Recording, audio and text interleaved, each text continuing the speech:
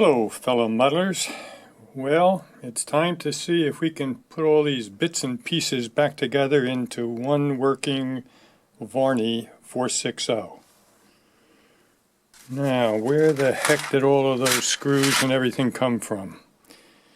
Well, we will see. Follow along. Well, while I'm doing other work on the Varney, I am trying to strip down the paint on the tender and the locomotive. So far I've given it the treatment with brake fluid, as per one of my earlier videos, and I got the vast majority of the paint off. But I think you can see there's still remnants down in the nooks and crannies, and although, especially, it came off fairly easy from the tender and the cylinder casting, and very difficult from the locomotive, which makes me wonder if they gave it an overspray of clear lacquer or something, or more than one coat. But at any rate, I've got it a good way done, and what I'm going to do now is submerge these in some lacquer thinner and let them soak for a couple hours, and then give it a final wire brush and a little picking with a wooden pick in the corners, and see if I can't get the last remnants of all the paint off. Give it a good washing with soap and water and let it dry so it'll be ready for painting when the rest of the work is done. All right, talk to you again soon. Okay, it's time to remove the bottom plate and clean out around the axles and see if anything else is going on. I have to remove the front truck and be very careful with this spring. You certainly don't want to lose that. Interesting arrangement, a little different from others that I've seen. Okay. I'll leave it spring attached to the truck. I'm going to clean those wheels and that whole area up. Okay. Let's see what else we got here. There's the bottom plate. And now we can get down into where the axles are and give it a good cleaning. Let me start by giving it a spray with this electronic cleaner, which evaporates quickly. Give it a good squirt. Get a toothpick here, and not a toothpick, a Q-tip. You don't know how many times I say toothpick when I'm picking up a Q-tip.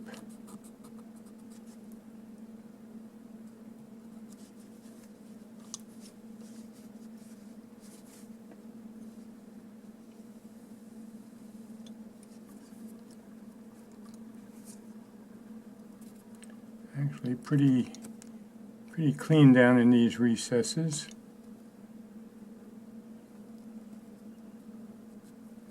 Let's just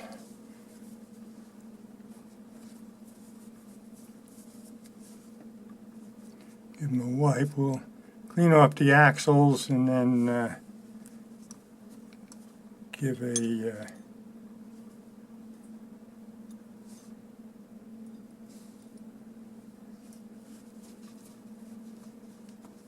little bit of lubrication. All right, I go get my oil. Oh, I got it here. Give it just a drop.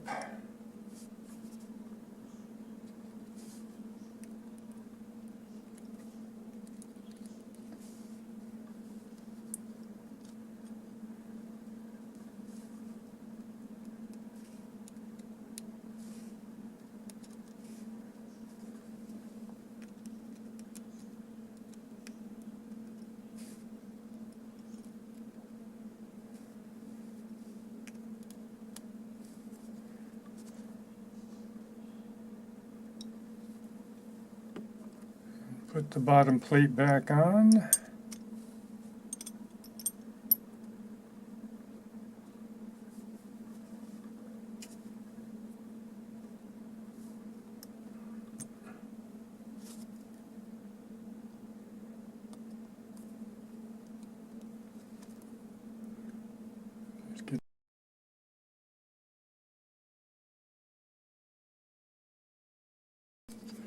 give it a general cleaning. No time like now to do that.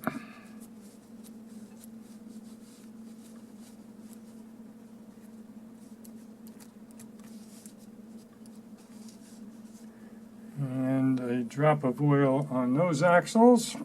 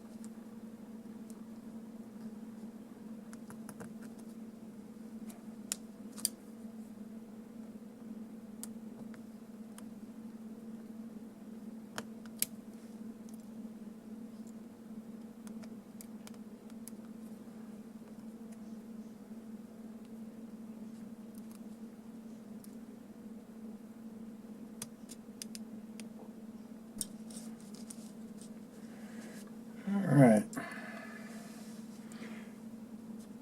Okay, with that serviced, guess I can clean these wheels a little bit while I have them down. And then I have to wait for that cylinder that I just put back into lacquer thinner to come out so I can do a little test assembly. But I want to show you first what I decided to do with that motor. Talk to you again soon. Okay, just a real quick update on this original motor. I used that piece of metal, which looks very much like a piece of spring steel. Slid it in under the sandwich and tightened it down real tight. And I'll show you in a minute that I believe that it's going to work just fine. But you can see that it indeed does finish I think you can see that anyway. On this side you now have that rectangle that the holder for one of the brushes will go in. So I'm going to insert the brushes and give it a test. I have taken a set of tweezers and felt whether that piece that I put in there is in there very good, and it indeed is. I guess that this screw here had come loose a little bit, and me not knowing what it was holding down, didn't pay too much attention to it. But now that I know it's there, I think it'll be fine. So let me put this together and see if we have a running motor again. Talk to you again soon. Well, with the brushes installed and me checking continuity where I needed continuity between the brush with the broken holder and the frame of the motor, because this one gets the wire soldered to it that comes from the pickups in the tender. Let's see if we have a running motor. All right, let me clip this onto this brush, and I'll hold this here.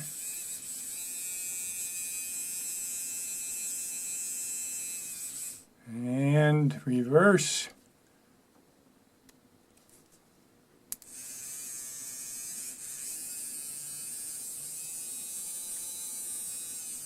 Looks good. Put a drop of oil on each of the bearings, and I am going to try reinstalling this. Again, I will just double check that that fix is being held in place. It is. And so I will now install it and see if we can get the drive wheels moving here. Talk to you then. Okay, I just have the cylinder casting holding on to the cross rods. Nothing screwed in here. Let's see whether I can apply some power here.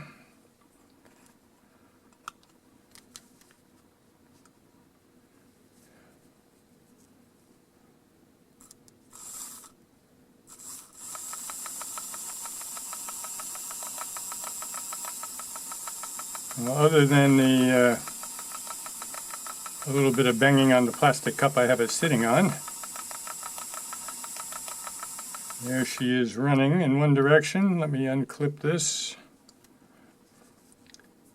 Clip the red here onto the chassis.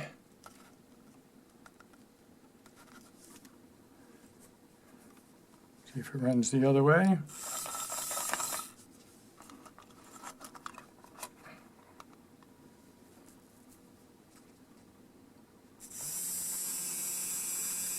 And there we go. Progress, folks.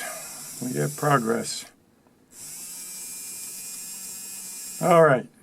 And I'll show you the status of other things in a minute, and then we will take a break while I get more work done. Talk to you then.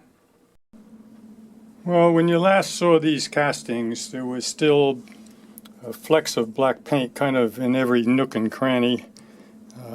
Then I told you I was going to soak it in some lacquer thinner, which I did overnight, and without any additional scrubbing, every last remnant of black paint out of every nook and cranny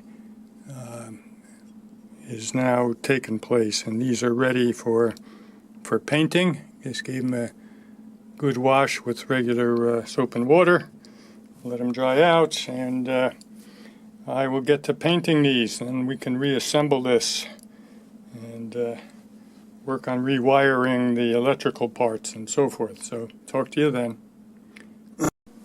Okay, after some trial and error, with emphasis on the error, I have fabricated a replacement piece on the top of the motor to hold the two brushes in place out of styrene, which was within 1/1000th of an inch, the same thickness of the fiberboard that had been on there.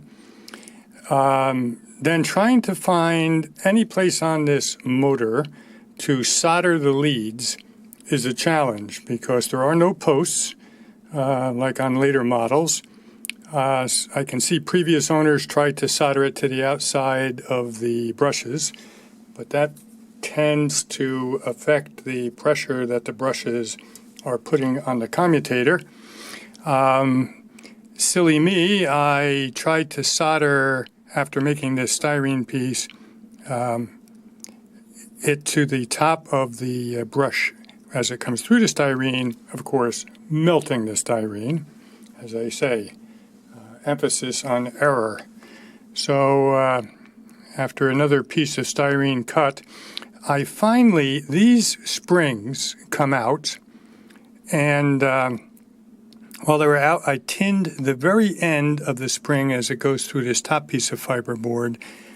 They're not very long, but then I attached the leads to that after sticking it through the top piece of fiberboard, but before attaching it to the piece of styrene. It looks like it's secure. Now let me just put a little juice here. Okay, connecting everything up, we have it running, and now all I have to do is try to get the locomotive shell back on top of it without knocking any connections off, and see how that works. So we'll see it at the end of this and see if it's working.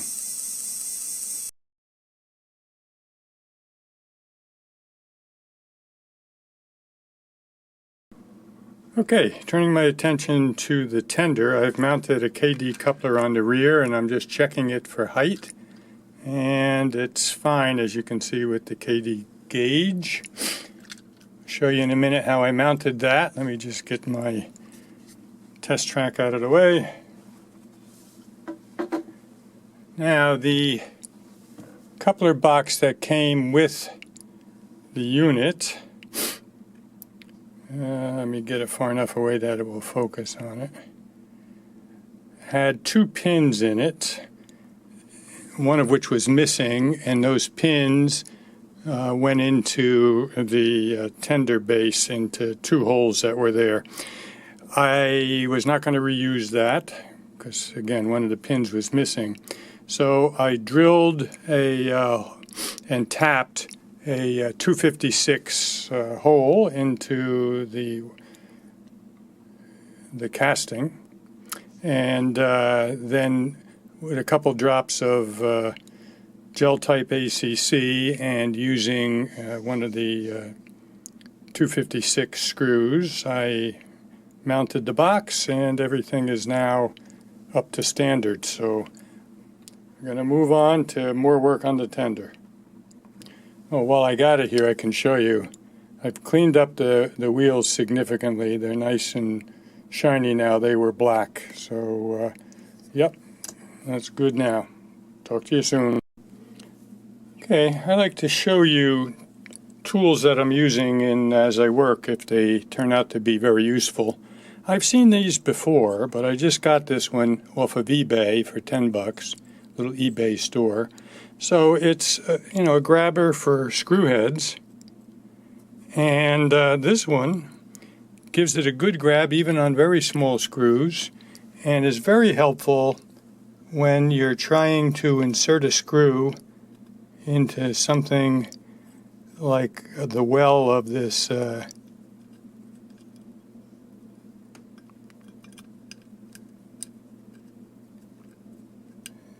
this wheel set.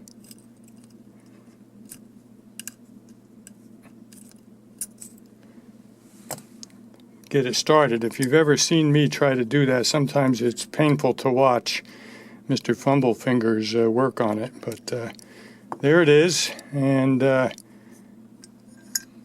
was just inserting the it's hard to see it, but the ladder. I have to now paint that ladder a little bit, and moving onward. Okay, still working on the tender. I now have it lettered for the Erie Railroad using dry transfers, using the method that I've shown you in a separate video. So there she is, Erie and Erie. Alrighty, moving onward. Here's another dandy tool new to my collection that I've been using on this restoration, and it's a combination of a wire cutter and a wire stripper, and it works like a charm. So this lead coming out of the locomotive that has to go to the tender is a little bit too long, so I'm going to cut it off to this length using the cutter part, and then I need to strip the wire here. Let me get that into the focus here. So you just insert it into this side of the tool and press.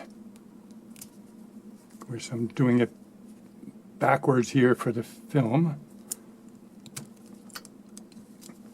And there it is, stripped off. I have plenty of wire strippers, and this one by far is the dandiest. It's made by Amtech, and I got it off of eBay. I saw a fellow who I admire who does a lot of restorations. He's out of out of Scotland. Double O Bill is his name on YouTube. If you like restorations, of course everything he does is European locomotives, mostly diesels, but some steam engines too. I saw him using it. He told me where he got it, and there it is, Amtech.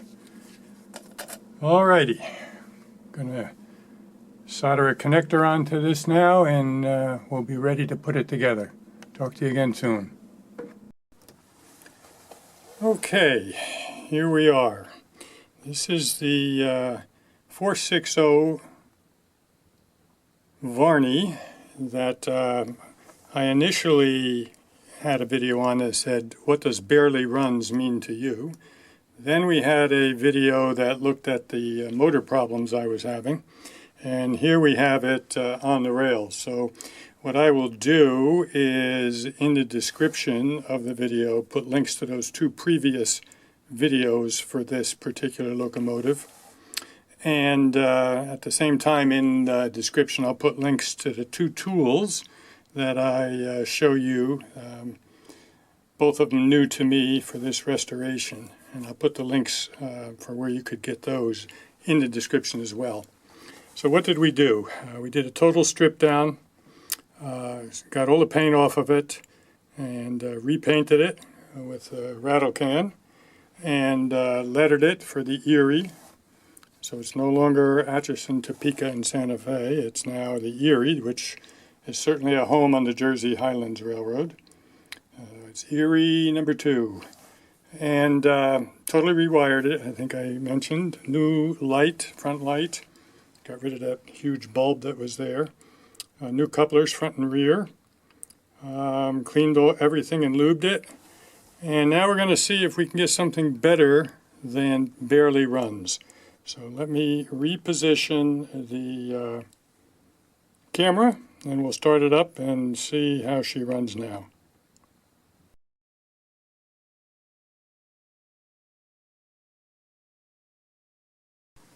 Okay, let's see. Give it a little bit of power here.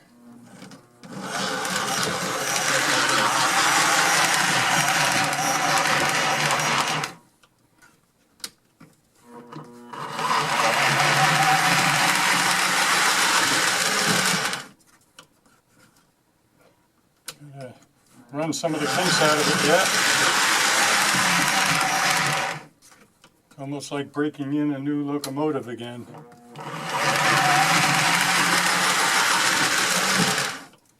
And has more pep than I thought. I thought the magnet on the motor might be weakening. But what you have here is an all Varney lash up.